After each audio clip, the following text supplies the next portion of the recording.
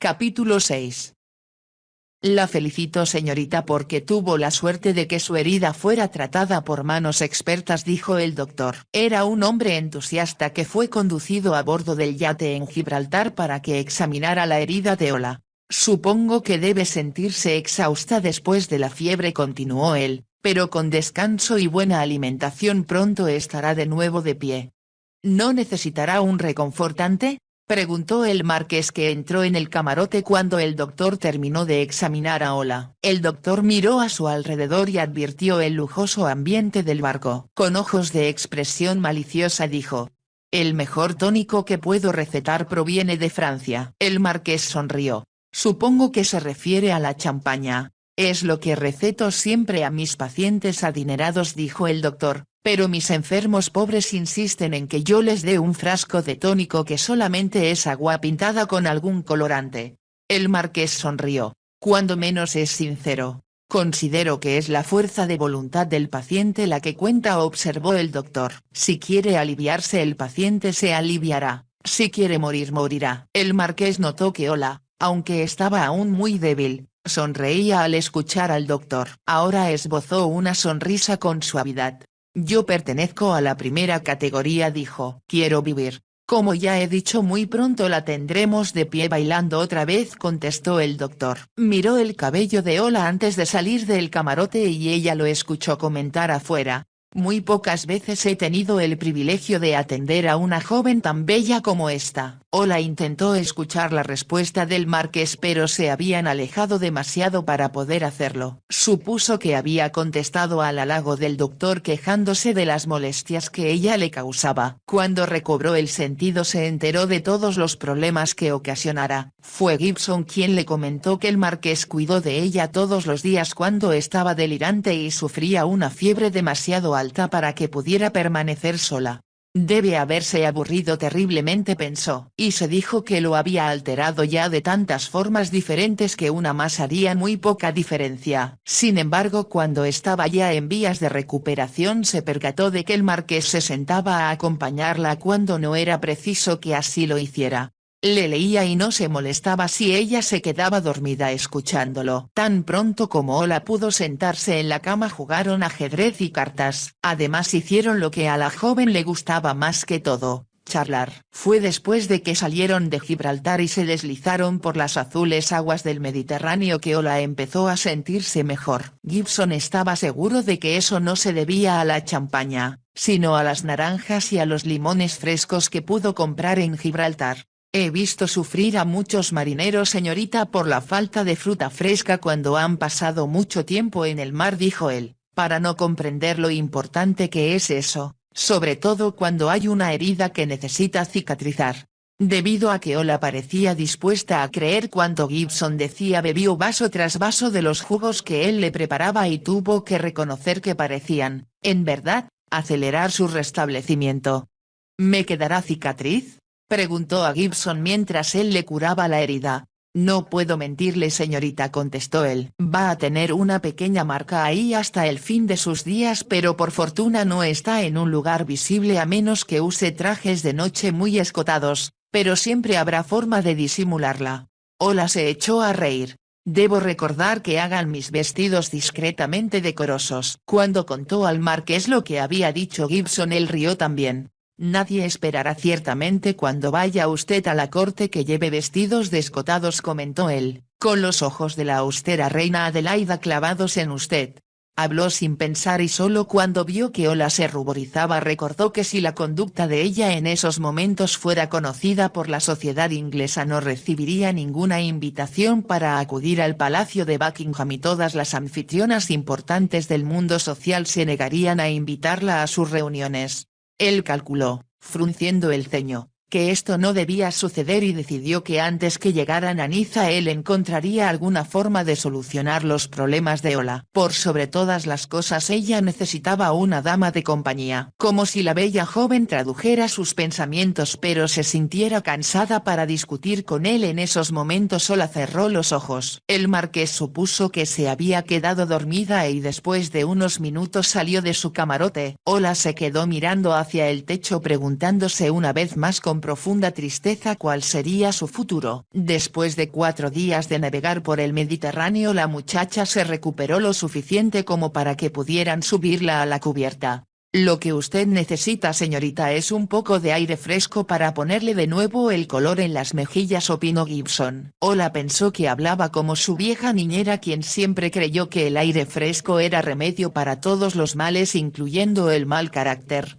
Cuando subió a la cubierta comprendió por qué el marqués se veía tan bien y no parecía importarle mucho que estuviera navegando hacia Niza con más lentitud de lo que pudieran hacerlo si ella no hubiera estado a bordo. Aunque el sol era muy tibio, el mar era frío. Sin embargo, él nadaba en sus aguas 2 veces al día, una vez por la mañana y otra por la tarde. Le gustaba verlo nadar hasta que su cabeza se convertía en un pequeño punto a la distancia. Entonces se sentía llena de ansiedad al pensar que pudiera sucederle algo que le impidiera volver a salvo al yate. Recordaba historias de hombres que sufrían calambres en el mar y se hundían antes que nadie pudiera rescatarlos. Cuando preguntó si no había tiburones, le dijeron que tales animales no existían en esa área y que el único peligro que corría el marqués era el de pescar un resfriado. No es factible que eso suceda, comentó Gibson y agregó con evidente orgullo en la voz. Hay pocos hombres tan fuertes como su señoría. Lo mismo si está cabalgando que cazando, el caballo se cansa siempre antes que milord. Cuando no estaba nadando, Ola descubrió que al marqués le gustaba tomar el timón del yate y conducir él mismo el lobo de mar con manos realmente expertas. Ola pensó que conducir su yate debía proporcionarle similar emoción que guiar su faetón para romper una marca o tomar las riendas de su propio caballo para alcanzar la meta de una carrera antes que ningún otro competidor. Recostada con gran comodidad en el suave diván que Gibson había subido a la cubierta para ella, y apoyada contra los cojines de seda, Ola encontró que las actividades efectuadas a su alrededor resultaban fascinantes y que ahí estaba mucho más entretenida que encerrada sola en su camarote. La bajaban a cuando el sol empezaba a declinar y, como sucedía casi todos los días, empezaba a sentirse un viento helado. El marqués casi siempre bajaba con ella. Entonces se dedicaban a dialogar y, para deleite de Ola, discutían temas tan diversos como las religiones orientales y la abolición del comercio de esclavos.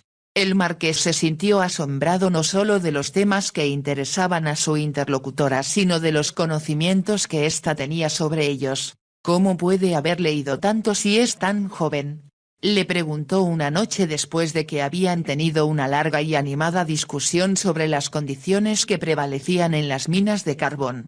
No solo he leído mucho, contestó Ola. Papá era un hombre culto e inteligente. El único problema era que deseaba exponer sus propias teorías y nunca escuchaba las opiniones de los demás. El marqués sonrió. Así que por eso ahora se desquita usted hablando de más, dijo. Es una forma poco bondadosa de explicar la situación, protestó Ola, pero la respuesta es afirmativa. He tenido embotadas mis propias ideas por tanto tiempo que ahora que es usted lo bastante gentil como para escucharme estallan como si fueran un volcán en erupción. El marqués sonreía y pensó que aunque él era el primer hombre con quien Ola había tenido oportunidad de cambiar impresiones, ella era la primera mujer que él hubiera conocido y que se mostrara interesada en todos los temas imaginables menos en él mismo. Nunca en su vida, pensó el marqués, había hablado por horas con una mujer, y muy atractiva por cierto, sin que hubiera nada personal en lo que se decían. Con Ola no existían miradas de coquetería ni la búsqueda de cumplidos, sobre todo no había las frases sutiles y de doble significado que las mujeres mundanas que él tratara en Londres usaban con ingenio como un medio de llamar su atención y atraerlo. Al recordar su pasado no pudo traer a su memoria una conversación con Sara que no se refiriera a los sentimientos de ella o de él o que no terminaran haciéndose mutuamente apasionados juramentos de amor. Él comprendió ahora con qué claridad ella lo llevó hacia donde quería, cómo lo incitó y después lo había frustrado negándose a arriesgar su reputación al entregarse a él como él lo deseaba. No obstante, a la vez se estaba divirtiendo con otro hombre. Para su propia sorpresa, el marqués descubrió que su orgullo herido, al igual que su furia, se redujeron a tal punto que ahora podía preguntarse con toda calma qué habría pensado Sara cuando él no llegó a la noche siguiente como ella esperaba. Se imaginó que debió esperarlo y tal vez supuso que no había recibido su carta. Por lo tanto debió esperarlo al otro día y quizá varios días más hasta que por fin haría investigaciones. O tal vez alguien le comentó que él había estado una noche en Elvin para marcharse al amanecer del día siguiente. Debió ser entonces, infirió, a menos que fuera más tonta de lo que suponía, que ella se hizo cargo de lo sucedido y comprendió que lo había perdido para siempre. Espero que eso la haya alterado, se dijo, y descubrió que ya ni siquiera tenía impulsos para ejercer venganza. Ella apostó y había perdido como tantos hombres y mujeres lo hicieron en el pasado y lo harían en el futuro. Por primera vez el marqués se dijo: gracias a Dios tuve la suerte de averiguar la verdad antes que fuera demasiado tarde. Escapó por un verdadero milagro y debía sentirse agradecido por ello, como daba gracias de que Ola le hubiera salvado la vida, pues si ella no hubiera estado presente sin duda alguna habría muerto a manos de los bandoleros. Varios días antes de llegar a Niza, Ola pudo subir a la cubierta por su propio pie y se sintió lo bastante bien, no solo para almorzar con el marqués en el salón sino para cenar con él también ahí. He recibido instrucciones estrictas de Gibson de irme a la cama antes que beba usted su primera copa de Oporto, comentó, así que por favor no se dé mucha prisa para hacerlo. Usted sabe que tiene que obedecer a Gibson cuando se trata de su salud, observó el marqués con fingida seriedad. Me doy perfecta cuenta de ello, contestó Ola. Cada vez se parece más a mi niñera, a tal punto que a veces estoy a punto de decir, sí nana, o no nana, a todo cuanto me dice. El marqués se rió y ella se apresuró a añadir: pero no me quejo de él. Comprendo que si Gibson no hubiera estado a bordo no estaría con vida ahora. Gibson es un hombrecito maravilloso. Él piensa que el sol y la luna salen y se meten para usted, dijo Ola. Lo halaga de tal modo que ha terminado por convencerme de su importancia. Está tratando de confundirme, se quejó el marqués, y sospecho que hay un poco de sarcasmo en sus palabras. Nada de eso, le aseguró Ola. Usted es omnipotente y yo siento que cuando termine este viaje estaré ofreciendo mis plegarias para usted. Habló sin pensar en lo que decía. El marqués percibió una repentina expresión de desconfianza en los ojos de Ola y el color subió por sus mejillas. Comprendió que el objetivo de sus plegarias sería que no la enviara con su madrastra como ella imaginaba que lo haría al llegar a Niza. Él titubeó un momento como si intentara decir algo, pero cuando estaba a punto de hacerlo los camareros entraron en el salón y la oportunidad no volvió a presentarse después. El lobo de mar entró en la bahía de Niza muy temprano por la mañana y Ola pudo admirar las blancas villas y los hoteles construidos a la orilla del mar. Arriba de ellos, las colinas circundantes y recortada contra el cielo de la lejana distancia, la punta irregular cubierta de nieve del monte Chauve. Todo parecía resplandecer de tal modo que Ola sintió que Niza le estaba dando una cordial bienvenida. Antes que pudiera anclar pudo ver las palmeras, los tamarindos de graciosas hojas emplumadas, las adelfas y lo que sus ojos anhelaban, las mimosas amarillas. «Quiero bajar a tierra inmediatamente», exclamó llena de excitación dirigiéndose al marqués. Como él no contestara se volvió para mirarlo y observó que tenía fruncido el ceño. «¿Usted cree que no sería conveniente?», preguntó ella.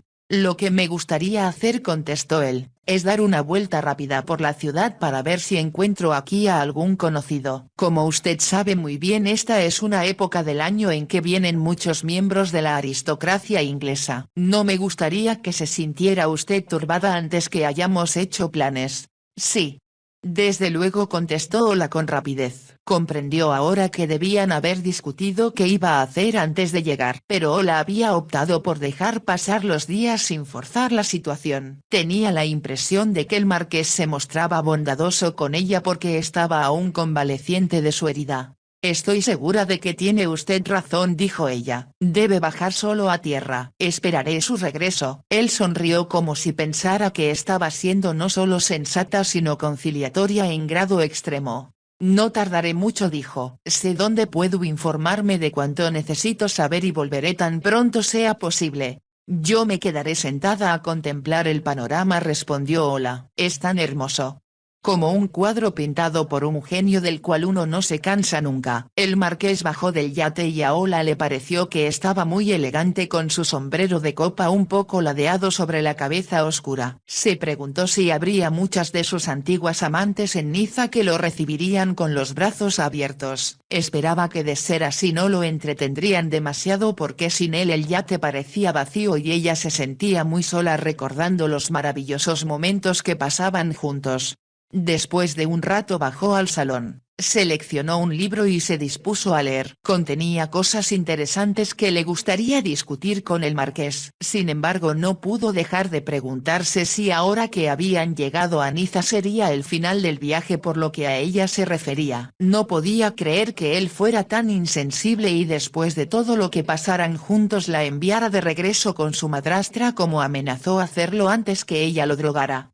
Pero ¿qué otra alternativa había? A menos que ella se fuera, siguiendo su primer impulso, al convento y se arriesgara a encontrarse ahí con su primo Giles. Se le ocurrió que casi no había vuelto a pensar en Giles desde que saliera de Dover con el marqués. Suponía que debía haber sido bien atendido en la posada donde lo había dejado. Y si no era así no era culpa suya. Él no tenía ningún derecho de comportarse como lo había hecho ni de amenazarla con obligarla a casarse con él para apoderarse de su fortuna. Es un hombre repugnante y no quiero pensar en él, pensó. Estaba segura de que el marqués nunca habría actuado de esa manera tan poco caballerosa sin importar la necesidad económica que hubiera tenido de dinero. A diferencia de Giles estaba convencida de que en circunstancias apremiantes el marqués sería lo bastante hábil como para encontrar el modo de ganar dinero sin tener que extorsionar a sus amigos y familiares. Él es demasiado honorable para hacer una cosa así pensó. Había vuelto a tomar su libro para seguir leyendo cuando oyó pisadas afuera del salón y pensó con un vuelco del corazón que el marqués había vuelto. Ella miró con ansiedad hacia la puerta. Esta se abrió y apareció un camarero diciendo: «Un caballero quiere ver al señor marqués». Un hombre entró en el salón y Ola vio con asombro e incredulidad que era Giles. Después de la sorpresa inicial que él también se llevó al verla exclamó con brusquedad: «Así que aquí es donde estás». Debí haberlo sospechado cuando me dijeron que el marqués de Elvington te había llevado en su yate a Calais. ¿Qué haces aquí? Estaba buscándote aunque no esperaba encontrarte en Niza contestó Giles. Ella guardó silencio y como si él pensara que debía explicarse añadió: «Cuando me recuperé lo suficiente para viajar me dirigí al convento con la esperanza de encontrarte ahí». Eso era lo que Ola había supuesto. Ella contuvo el aliento mientras él continuaba diciendo: «No estaba seguro de dónde ir después y vine a Niza a recuperarme de mi accidente. No has preguntado por mi salud. Tal vez te interese saber que me fracturé 2 costillas y que aún sufro dolores de cabeza».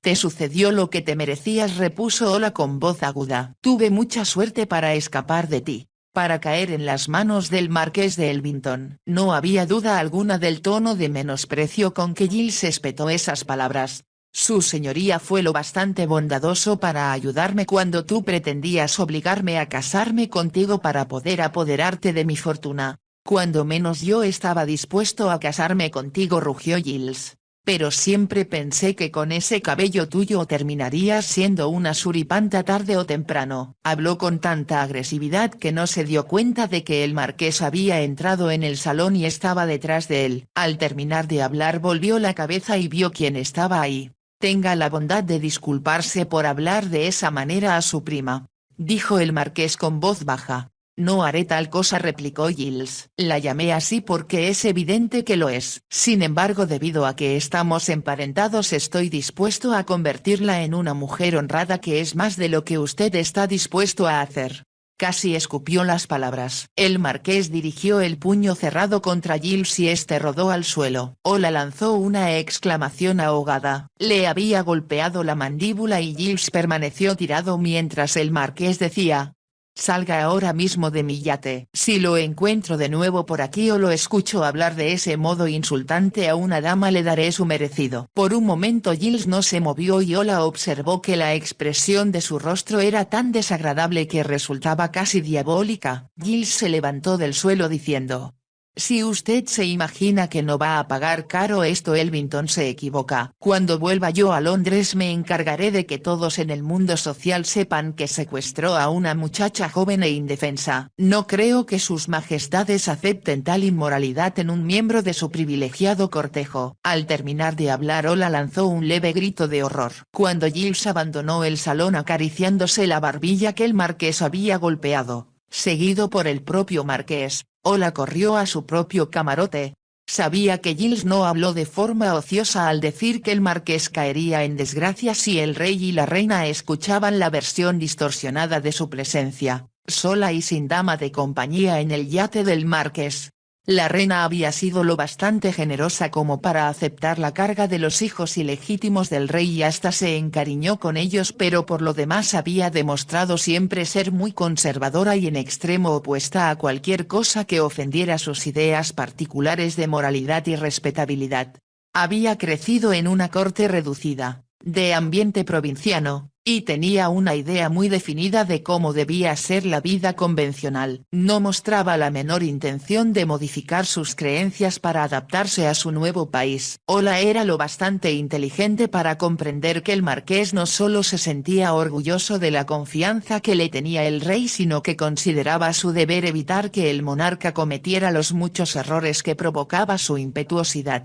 Había aprendido también casualmente durante sus conversaciones con el marqués que cuando alguien en la corte, incluyendo al primer ministro, deseaba que se hiciera algo pedía al marqués que expusiera su punto de vista al rey por la sencilla razón de que su majestad le tenía gran cariño y confianza. ¿Cómo puedo quitarle eso? ¿Cómo puedo arruinar esa parte de su vida? Se preguntó Ola con desesperación. Debido a que no se le ocurría nada más que hacer, empezó a meter sus cosas en su baúl. Bajó los vestidos que tenía colgados en el guardarropa y sacó los objetos que guardaba en los cajones de un mueble diseñado con tanta habilidad que estaba empotrado en uno de los muros del camarote. Estaba tan agitada que le tomó más tiempo del que hubiera requerido en circunstancias normales. Además, como estaba usando su brazo herido, empezó a dolerle. Por fin tuvo todo empacado. Tomó su sombrero de la mesa, se lo puso y ató las cintas a su barbilla. Se acercó a la puerta y llamó a un camarero. Había siempre uno atento a lo que se necesitara cuando ella o el marqués estaban en sus camarotes, pero no fue él quien acudió a su llamado, sino Gibson.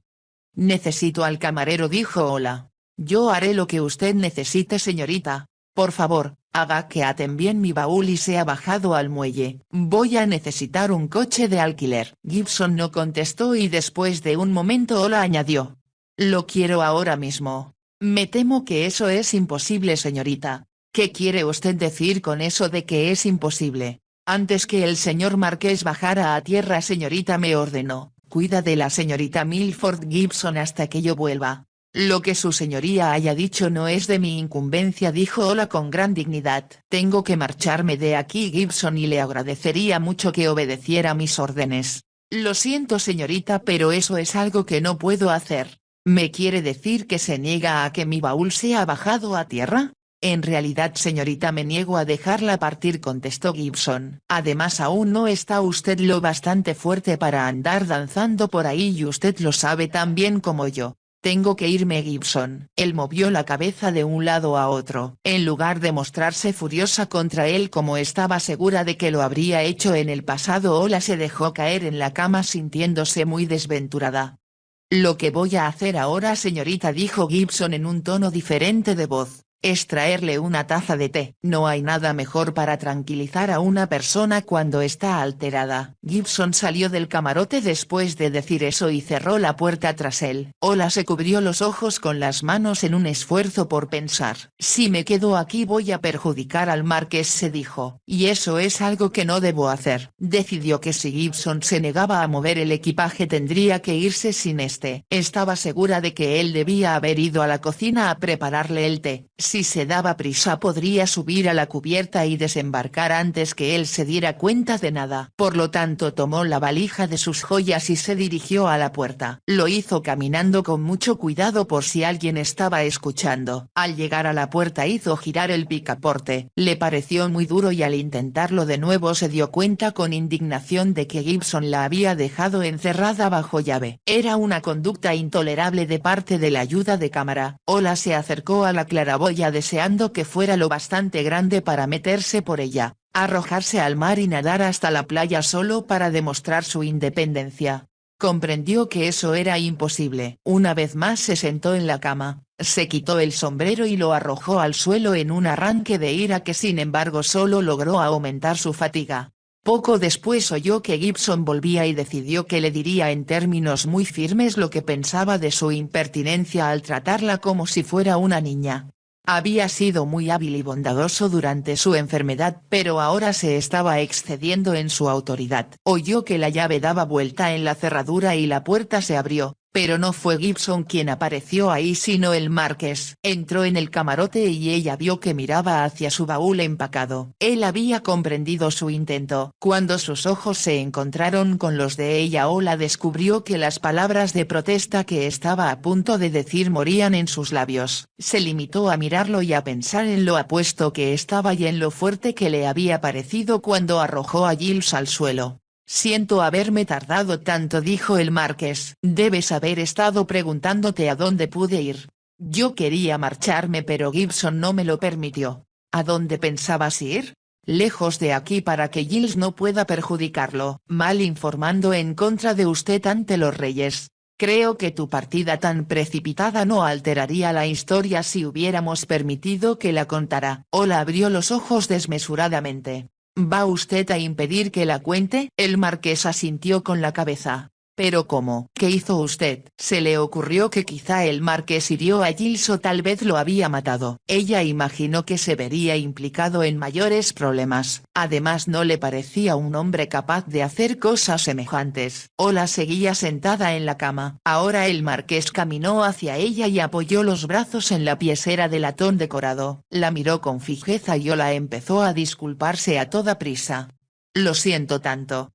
No pensé que al obligarlo a sacarme de Inglaterra lo perjudicaría así y ahora después de las amenazas de Giles comprendo lo que he hecho y solo puedo decirle cuánto. Pero cuánto en verdad lo lamento. ¿Por qué has dicho eso? Contestó el marqués. Me será más fácil decirte cómo he logrado evitar que Giles nos cause perjuicios con los embustes que pensaba relatar en Londres. Y estoy seguro de que lo hubiera hecho si no actuó firmemente para evitarlo. ¿Qué hizo usted? Dígamelo por favor, suplicó Ola. Le dije a tu primo que estábamos casados, contestó el marqués. Por un momento Ola pensó que no había oído bien. Lo miró con ojos tan grandes que parecían llenar todo su rostro pálido. Vio la confirmación de sus palabras en la expresión de su mirada. ¿Cómo pudo decir tal cosa? Cuando él descubra que no es verdad eso empeorará las cosas. Es la verdad, contestó el marqués en voz baja. Estamos casados legalmente aunque estoy seguro de que tú desearás hacerlo también ante la iglesia. Así que he hecho arreglos para que esa boda se celebre esta misma noche. Vio que Ola estaba tan atónita que se había quedado sin habla. Entonces explicó. En Francia tiene uno que casarse primero por la vía civil frente al alcalde en el ayuntamiento. Está permitido que uno de los cónyuges esté representado por otra persona. Sonrió antes de continuar. El representante tiene que ser una persona responsable, así que como el capitán respondía a tal exigencia lo llevé conmigo. ¿Me está diciendo que ahora soy su esposa? Preguntó la titubeante. Tengo un documento para demostrarlo, repuso el marqués. Pero como creo que toda mujer tiene derecho a estar presente en su propia boda, nos casaremos con mucha discreción esta noche después del crepúsculo en la iglesia protestante. El vicario no solo está bien dispuesto para realizar la ceremonia sino que ha prometido mantenerla en secreto. Por un momento reinó un completo silencio en el camarote hasta que Ola dijo con una vocecita asustada. Pero usted comentó que odiaba a las mujeres y no quería casarse nunca. Y tú dijiste que odiabas a los hombres y no tenías tampoco intenciones de hacerlo. Se hizo un prolongado silencio. Después el marqués dijo: estoy seguro, Ola, de que eres lo bastante sensata e inteligente para comprender que ambos tenemos que sacar el mejor partido a una situación difícil en la que fuimos colocados por tu primo. Es algo que yo debía haber anticipado en realidad, pero mientras estabas convaleciente no quise mortificarte hablando de planes futuros. Eso fue muy bondadoso de parte suya, pero todo lo sucedido fue por culpa mía y me siento muy avergonzada. Creo que cualquier grado de culpa que pudieras atribuirte por haberte impuesto a mí en un principio fue ciertamente recompensado con creces y borrado por completo por la forma en que me salvaste la vida. Yo lo salvé, pero usted no hubiera subido al acantilado ni se hubiera expuesto al peligro si no lo hubiera yo desafiado a hacerlo. Tal vez pienses eso ahora, contestó el marqués, pero si hubiera ido solo tal vez habría tratado de subir también para hacer ejercicio. Habría sucedido lo mismo pero con un desenlace muy diferente. Él vio que Ola no estaba del todo convencida y agregó: lo que pasó pasó, no tiene objeto recordarlo y decir, si hubiera hecho esto o lo otro las cosas habrían sido diferentes. Sonriendo agregó: ninguno de los dos podemos reescribir la historia, pero seremos lo bastante sabios como para no luchar contra lo inevitable ni, como eres tú tan aficionada a hacerlo, escapar de la situación, lo cual no resolvería nada. Yo pensé que si lo dejaba usted podía convencer a Giles de no decir a nadie que yo había estado en el Lobo de Mar. Estoy segura de que como él anda siempre escaso de dinero no le habría costado mucho trabajo sobornarlo para hacerlo callar. ¿Y exponerme a que me extorsionara el resto de mi vida? Preguntó el marqués. No, gracias, Ola. Prefiero mi propia solución y tal vez no encuentres tan desagradable el estar casada conmigo. Yo creí, susurró Ola en voz muy baja, cuando lo vi tirado en el suelo, que tenía una expresión malvada. Estoy segura de que tratará de hacerle daño de alguna forma. Y yo creo que podemos estar seguros de que él no podrá hacer nada, agregó el marqués. Como intento enviar hoy mismo a la Gazette el aviso de nuestra boda, va a encontrarse, cuando llegue a Inglaterra, con la gran noticia de primera plana en el mundo social y todos harán caso omiso de sus palabras. Ola se quedó pensando en esto por un momento. Enseguida musitó: me llamó Suripanta. ¿Es eso lo mismo que mujer alegre? El marqués titubeó un momento antes de contestar. Sí. ¿Y Cocotte significa lo mismo? El marqués asintió con la cabeza. Ahora comprendo lo agresiva que fue mi madrastra conmigo y tal vez. Se detuvo un momento antes de añadir: tal vez los amigos de usted piensen que es un gran error de parte suya haberse casado con alguien que tiene mi aspecto. El marqués sonrió. Cuando te vean mis amigos pensarán que soy muy afortunado por haberme casado con una mujer que es sin lugar a dudas en extremo hermosa. Él supo por la expresión de su rostro que Ola no lo creía y exclamó: por Dios, niña, ¿no te das cuenta de que debido a lo bella que eres tu madrastra, y me imagino que muchas otras mujeres que has conocido, se sentían celosas y envidiaban tu belleza?